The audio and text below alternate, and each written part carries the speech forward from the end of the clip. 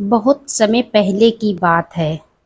राजगृह नगरी का समय था। बुद्ध उस समय अपने शिष्यों के साथ बिहार में ठहरे हुए थे। उस नगर में सुदत्त नाम का एक युवक रहता था। देखने में सुंदर, पढ़ा लिखा और कर्मठ था, लेकिन जीवन ने उसे बार बार चोट दी थी। पिता का देहांत जल्दी हो गया। घर का सारा कामकाज जिम्मेदारी उसके ऊपर आ गई थी। कुछ दिनों के बाद में व्यापार में घाटा पड़ गया। वह और दुखी हो गया कि अब हम अपने जीवन को किस तरीके से चलाएं। वह टूटने सा लगा था। जिस मित्र पर उसने भरोसा किया, उसने धोखा दे दिया। वह अब उसके पास भी नहीं आता था। जब तक उसका व्यापार चलता था, वह उसके साथ रहता था। जैसे ही व्यापार में घाटा हुआ, उसका दोस्त उसे छोड़कर चला गया। और सबसे बड़ी चोट तब लगी जब उसकी पत्नी उसे छोड़कर किसी और के साथ चली गई। अब सुदत्त बिल्कुल टूट गया था। वह नहीं सोच पा रहा था कि उसे क्या करना चाहिए। वह बार बार सोचता, इस जीवन का क्या अर्थ है? मैं क्यों जीऊं? जब सब छूट ही गया तो जीने का क्या लाभ? धीरे धीरे यह विचार उसके मन में घर कर गया कि आत्महत्या ही मुक्ति है। अब मेरे पास कुछ नहीं बचा है। मैं जीऊं तो किसके लिए जीऊं? मैं क्या करूं? एक रात सुदत्त अकेला बैठा था। उसके सामने नदी थी। मन में विचार आया, इस जीवन का बोझ मैं और नहीं ढो सकता। बस आज सब कुछ खत्म कर दूंगा। अब मुझे नहीं जीना है। ऐसी जिंदगी मुझे नहीं चाहिए। मेरा इस दुनिया में अब कोई नहीं बचा है जिसके सहारे मैं जीऊं। अब मेरे जीवन का भी कोई मकसद भी नहीं रहा है। मुझे तो अब मर जाना ही चाहिए। हाँ हाँ, बिल्कुल मुझे मर जाना चाहिए। इस जीवन को नष्ट कर देना चाहिए। उसने पत्थर बांधकर नदी में कूदने का निश्चय कर लिया। आंखों से आंसू बह रहे थे और ओठ बुदबुदा रहे थे। हे भगवान, मैं बहुत थक गया हूँ। मुझे कुछ नहीं समझ में आता है। अब मेरे सामने सिर्फ आत्महत्या करना ही बचा है। उसी समय बुद्ध अपने शिष्यों के साथ नगर में भ्रमण कर रहे थे। बुद्ध ने अपनी प्रज्ञा दृष्टि से देख लिया कि यह युवक आज रात अपने जीवन का अंत कर देगा। बुद्ध सीधे नदी किनारे पहुंचे। शिष्य पीछे पीछे। सुदत्त ने जैसे ही कूदने की तैयारी की, बुद्ध ने शांत स्वर में कहा, रुको पुत्र। सुदत्त चौंक गया। उसने पीछे मुड़कर देखा। सामने बुद्ध खड़े थे। शांत, गंभीर और तेजस्वी। उनकी करुणामयी आंखों में अपार प्रेम झलक रहा था। सुदत्त कांपती आवाज में बोला, भगवान, मुझे रोकिए मत। मेरा जीवन बेकार है। इसमें अब कुछ शेष नहीं बचा है। मेरे पास मेरे जीने की कोई वजह नहीं बची है। बुद्ध ने धीरे से पूछा, पुत्र, यह जीवन किसका है? क्या यह तुम्हारा है? सुदत्त ने कहा, हाँ, यह मेरा है, लेकिन अब इसमें कोई वजह नहीं बची है जीवित रहने की। बुद्ध मुस्कुराए और बोले, यदि यह जीवन सचमुच तुम्हारा होता तो तुम इसे जैसा चाहो वैसा बना लेते। तुम चाहते सुख, पर तुम्हें मिला दुख। तुम चाहते प्रेम, पर तुम्हें मिला धोखा। सोचो, यदि जीवन तुम्हारा होता तो तुम्हें दुख कैसे मिलता? जो तुम सोचते वही पूरा नहीं हो जाता। यह जीवन सचमुच तुम्हारा हो ही नहीं सकता है। सुदत्त चुप हो गया। बुद्ध ने आगे कहा, यह जीवन तुम्हारा नहीं है बेटा। यह जीवन प्रकृति का है। यह ब्रह्मांड का है। तुम्हारे माता पिता ने इसे दिया है। समाज ने इसे संवारा है और तुम्हारे कर्म इसे दिशा दे रहे हैं। तुम तो केवल इसके यात्री हो। जैसे कोई यात्री सराय में कुछ दिन ठहरता है, वैसे ही आत्मा इस शरीर में कुछ दिन रहती है। तो बताओ, यात्री क्या सराय को तोड़ सकता है? क्या उसे अधिकार है? सुदत्त हतप्रभ था। उसने धीरे से कहा, नहीं प्रभु, यात्री का अधिकार नहीं होता। बुद्ध ने दृढ़ स्वर में कहा, तो समझ लो, तुम्हें भी अपने जीवन को नष्ट करने का अधिकार नहीं है। यह जीवन तुम्हें इसीलिए मिला है ताकि तुम अनुभव करो, सीखो और आगे बढ़ो। इसे बीच में तोड़ना नियम के विरुद्ध है। सुदत्त रोते हुए बोला, भगवान, केवल मेरे दुख का अंत कौन करेगा? बुद्ध ने कहा, दुख का कारण है तुम्हारा लगाव और अपेक्षा। तुमने सोचा कि पत्नी हमेशा तुम्हारे साथ रहेगी। तुमने यह भी सोचा कि तुम्हारा मित्र हमेशा तुम्हारा साथ देगा सुख दुख में। तुमने ये भी माना कि धन कभी नहीं जाएगा, लेकिन जब यह सब बदला तो तुम्हें दुख हुआ। याद रखो, जो बदलता है वह स्थायी नहीं है। जो स्थायी है उससे चिपकना मूर्खता है। और जब हम अस्थायी को स्थायी मानते हैं, तब दुख जन्म लेता है। बुद्ध ने कहा, पुत्र सोचो, यदि तुम अपना जीवन समाप्त कर दोगे तो क्या दुख मिट जाएगा? नहीं, तुम पुनः जन्म लेकर वही दुख झेलोगे, क्योंकि कारण तुमने मिटाया ही नहीं। सच्ची मुक्ति आत्मा में है, आत्महत्या में नहीं, बल्कि समझदारी में भी है। समझो कि दुख का कारण इच्छा है। इच्छा का त्याग करोगे तो दुख मिटेगा, और जब दुख मिटेगा तब तुम्हें शांति मिलेगी। सुदत्त अब बदला हुआ था। उसके आंसू रुक गए। मन में एक नई ज्योति जल उठी। बुद्ध की बातें उसके हृदय में उतर गईं। उसने बुद्ध के चरणों में गिरकर कहा, भगवान, आज आपने मेरी आंखें खोल दी। मैंने सोचा था कि जीवन मेरा है और मुझे इसे खत्म करने का अधिकार है, लेकिन आज समझ आया कि यह तो प्रकृति की धरोहर है। इसे संभालना, जीना और सही दिशा देना ही मेरा कर्तव्य है। बुद्ध ने उसे आशीर्वाद दिया और कहा, जाओ, सेवा और करुणा में जीवन लगाओ, दूसरों को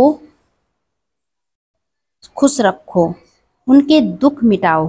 तभी तुम्हारे दुख भी मिट जाएंगे, तभी तुम्हारे मन को शांति मिल जाएगी। सुदत्त अब पूरी तरह बदल चुका था। वह किसी बात से दुखी नहीं था। जीवन में जो भी उसके साथ में हुआ वह उसे भूल चुका था। वह बुद्ध का शिष्य बन गया। उसने गरीबों की सेवा शुरू की, बीमारियों की मदद की और सच का प्रचार करने लगा। लोग कहते थे, जिस युवक ने आत्महत्या करने का निश्चय किया था वही अब जीवन देने वाला बन गया।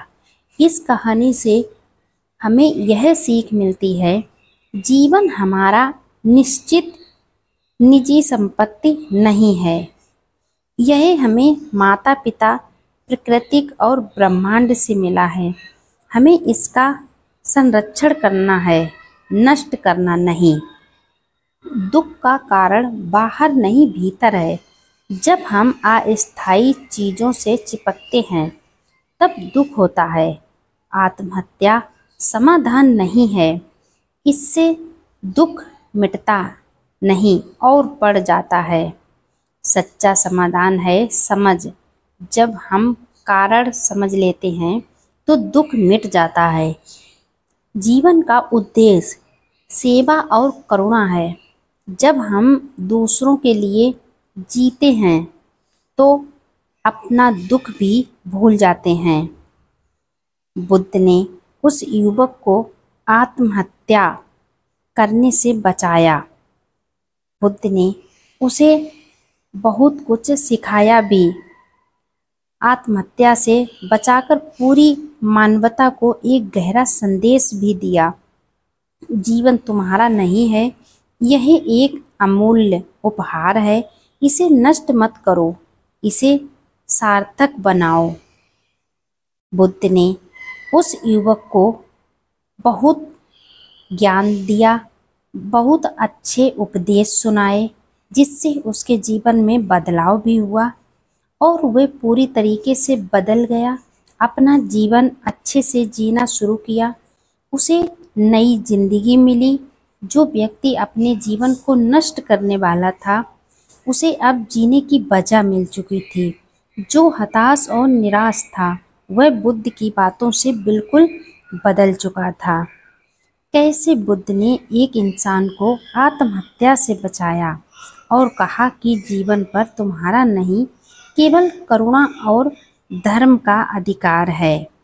इसीलिए कहते हैं कि जीवन में जो हो रहा है उसका सामना करो डटकर, ना कि उससे दूर भागो। अगर तुम्हारे पास कोई समस्या है तो उसका समाधान खोजो, तभी वह समस्या खत्म होगी।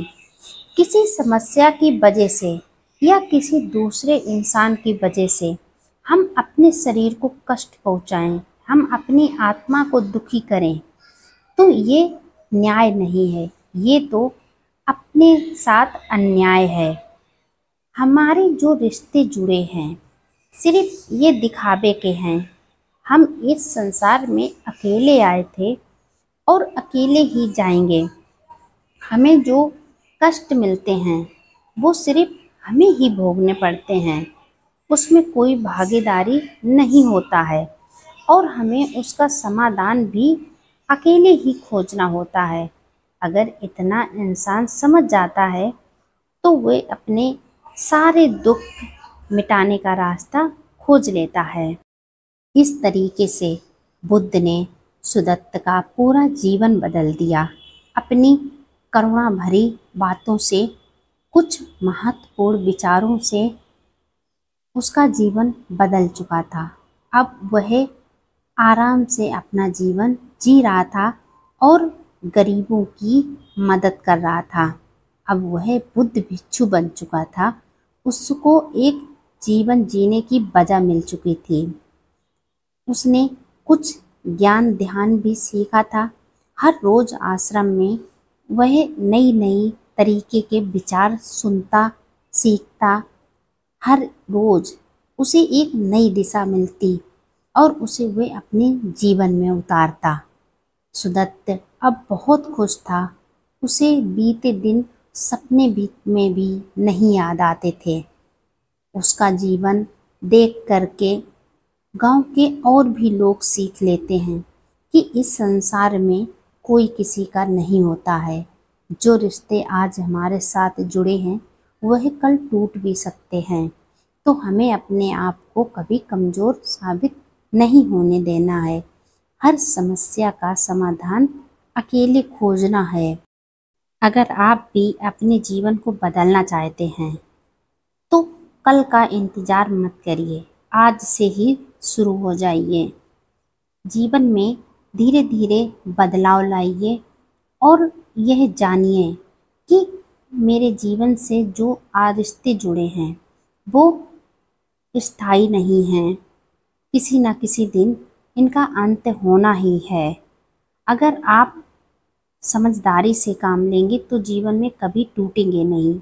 अगर आपको कोई छोड़कर चला जाता है तो उसका दुख या शोक मत मनाइए। अपने आप को काबू करिए, कंट्रोल रखिए। आपका जीवन बदल जाएगा। आप ये समझ जाइए कि जीवन में जो भी होता है अकेले ही होता है। जन्म अकेले होता है, मृत्यु अकेली होती है। हमारे साथ ना कोई आता है ना कोई जाता है। अगर हम जैसे कर्म करेंगे तो उसका फल भी हमें ही भोगना पड़ेगा। जब हमारा दुख कोई बांट नहीं सकता है तो फिर हम दूसरों के लिए अपने जीवन क्यों नष्ट करें। हम अपने जीवन को सही बनाने में लगाएं। हम अपनी परवाह करें, क्यों दूसरों के पीछे हम अपना जीवन नष्ट कर लें, बर्बाद कर दें।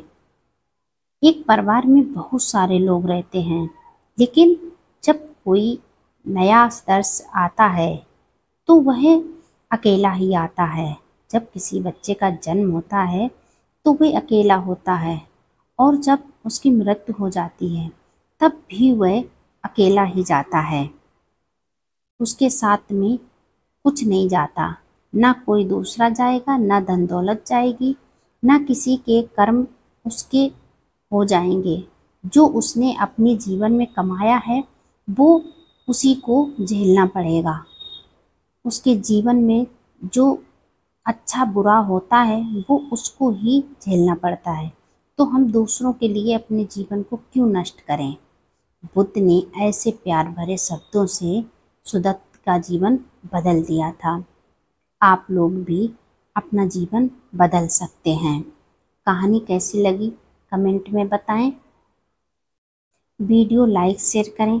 अगर आप मेरे चैनल पर पहली बार आए हैं तो चैनल को सब्सक्राइब करें और बेल आइकन ज़रूर प्रेस कर दें, जिससे मेरा आने वाला हर एक वीडियो आपको समय पर मिलता रहे और आप कुछ अपने जीवन में बदलाव कर सकें, नया ज्ञान प्राप्त कर सकें, बुद्ध की प्यारी प्यारी कहानियाँ सुन सकें और उनसे मिली सीख अपने जीवन में उतार सकें, अपने जीवन में बदलाव कर सकें। इसीलिए सुनते रहिए बुद्ध जी की प्रेरणादायक कहानियाँ और अपने जीवन को बदलते रहिए।